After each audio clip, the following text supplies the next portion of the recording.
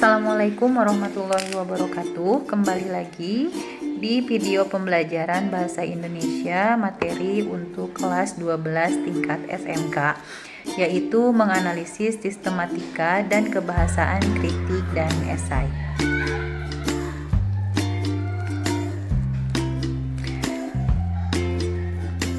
Kompetensi dasarnya yaitu kompetensi dasar 3.13, yaitu menganalisis sistematika dan kebahasaan kritik dan esai. Dengan indikator pencapaiannya, menentukan isi kritik dan esai, menganalisis sistematika, struktur dan unsur kebahasaan kritik dan esai. Dengan tujuan pembelajaran, setelah kegiatan pembelajaran tentang menulis kritik dan esai melalui model pembelajaran problem based learning dengan menggunakan metode diskusi kelompok, peserta didik dapat menentukan isi kritik dan esai dan menganalisis sistematika atau struktur dan unsur kebahasaan kritik dan esai dengan rasa percaya diri, mandiri, berpikir kritis, kreatif dengan baik dan benar. Kita mulai dari pengertian kritik sastra. Secara etimologis, istilah kritik atau sastra berasal dari bahasa Yunani yaitu krites yang berarti hakim. Krites sendiri berasal dari krinein atau menghakimi, membanding, menimbang. Kriterion yang berarti dasar penghakiman dan kritikos berarti hakim kesustraan.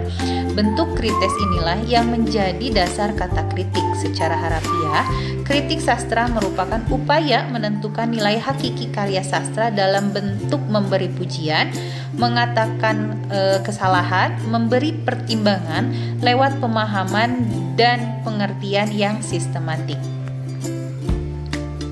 Kemudian, struktur kritik sastra. Kritik sastra dapat dikategorikan dalam teks tanggapan atau ulasan, sebagaimana yang tampak pada contoh kritik sastra yang berjudul Tirani dan Benteng, Potret dan Refleksi 4 Dekade Sejarah Indonesia.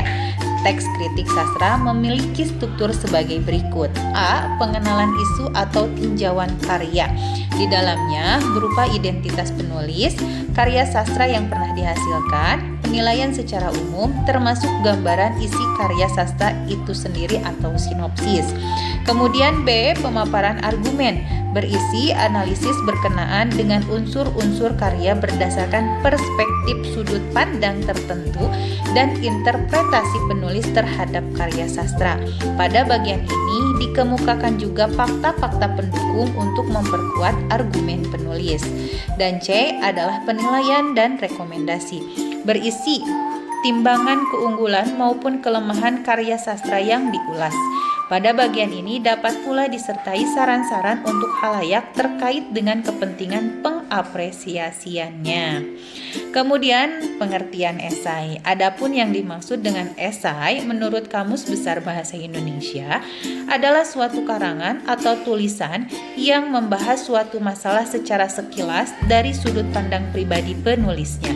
Dari pengertian tersebut, kita dapat menyimpulkan bahwa esai adalah tulisan yang mengandung opini dan sifatnya subjektif atau argumentatif.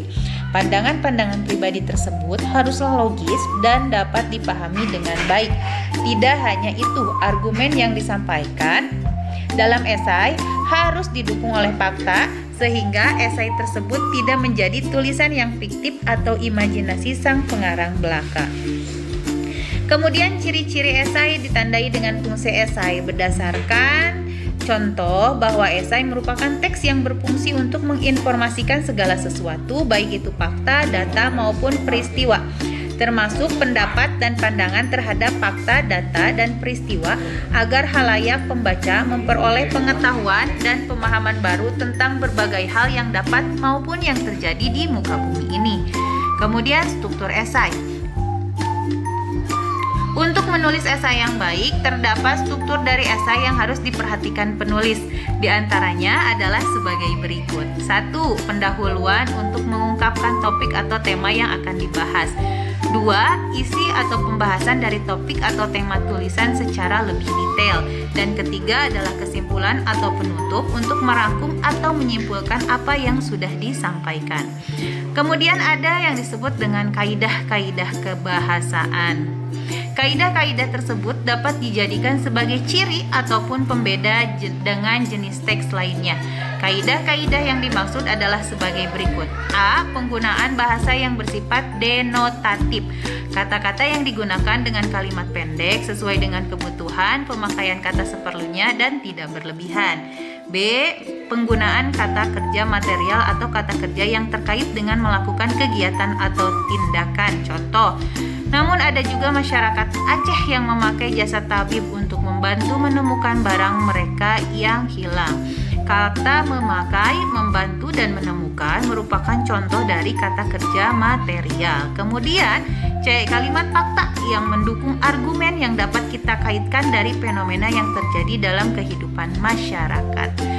Nah, cukup sekian materi dasar tentang pemahaman kritik dan esai. Sampai jumpa lagi di video selanjutnya. Wassalamualaikum warahmatullahi wabarakatuh. Atos.